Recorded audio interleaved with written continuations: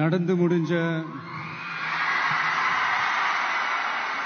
10வது மற்றும் 12வது தேர்வில் சாதனை படைச்ச என்னுடைய தம்பி தங்கைகளுக்கும்,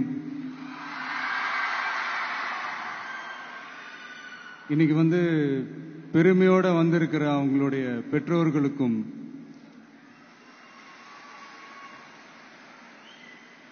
இந்த ஃபங்க்ஷன் இவ்வளவு சிறப்பா நடக்க காரணமா இருக்கிற என்னுடைய பொதுச் செயலாளர் மிஸ்டர் ஆனந்த் அவர்களுக்கும், மிஸ்டர் ராஜேந்திரன் அவர்களுக்கும், தமிழக வெற்றி கழகத்தினுடைய தோழர்களுக்கும்,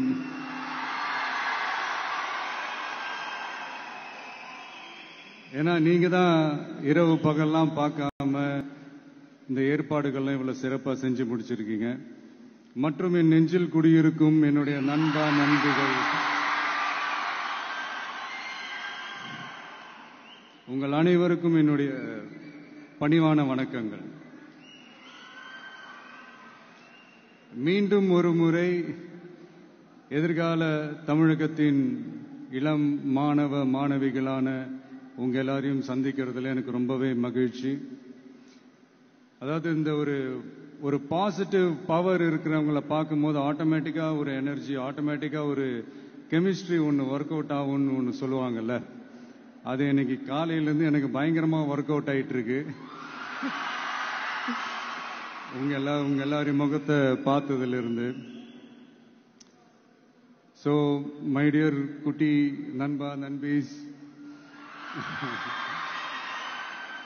இந்த மாதிரி ஃபங்க்ஷன்ல சின்னதா 2 நல்ல விஷயம் சொல்றதை தாண்டி வேற என்ன சொல்றதுன்னு எனக்கு தெரியல. நீங்க எல்லாருமே இப்போ அடுத்த ஒரு கட்டத்தை நோக்கி போறீங்க. உங்க கெரியரை சூஸ் பண்ணக்கூடிய அந்த கட்டத்தை நோக்கி போறீங்க. உங்கள சில பேருக்கு ஒரு கிளியர் பிக்சர் மைண்ட்ல இருக்கும். அதாவது லைஃப்ல என்னவா ஆக போறோம், ஒரு டாக்டர், இன்ஜினியர், ஒரு பைலட் அப்படின்னு ஒரு கிளியர் பிக்சர் ஒன்று இருக்கும். அதுல ஒரு சில பேருக்கு அந்த ஒரு டிசிஷன் மேக்கிங்ல சின்னதா ஒரு தொய்வு ஏற்படலாம், சின்னதா ஒரு கன்ஃபியூஷன் ஏற்படலாம். அவங்க எல்லாருக்குமே நான் சொல்லிக்கிறது என்னன்னா, எல்லா துறையுமே நல்ல துறை தாங்க. நீங்க எதை தேர்ந்தெடுக்கிறீங்களோ அதுல உங்களுடைய முழு ஈடுபாட்டோட உங்களுடைய 100% உழைப்பை போட்டீங்கன்னா அது யாரா இருந்தாலுமே வெற்றி நிச்சயம்தான். அதனால உங்களுக்கு பிடிச்ச துறையை நீங்க தேர்ந்தெடுங்க. அதுல இருக்கிற ஆப்ஷன்ஸ் எல்லாம் ஃபர்ஸ்ட் தெரிஞ்சுக்கங்க. உங்க பேரண்ட்ஸ் கிட்ட டிஸ்கஸ் பண்ணுங்க, உங்க ஸ்கூல் டீச்சர்ஸ் கிட்ட டிஸ்கஸ் பண்ணுங்க. இந்த கெரியர் கைடன்ஸ் கொடுக்கறதுக்கெல்லாம் நிறைய பேர் இருக்காங்க, இந்த கெரியர் கவுன்சிலிங் கொடுக்கறதுக்கெல்லாம் நிறைய பேர் இருக்காங்க. அவங்க எல்லாரையும் மீட் பண்ணுங்க.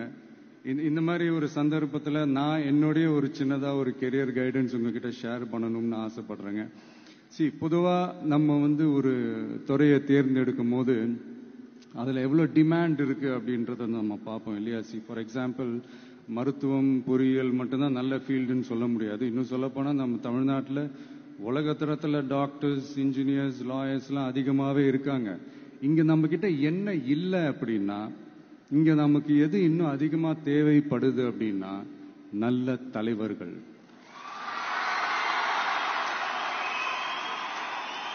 நான் தலைவர்கள்னு சொன்னது வெறும் அரசியல் ரீதியா மட்டும் சொல்லல. இப்போ நீங்க ஒரு துறைக்கு போறீங்க, அதுல நீங்க சிறந்து விளங்குனீங்கன்னா அந்த ஒரு தலைமை இடத்துக்கு உங்களால ஈஸியா வர முடியும்.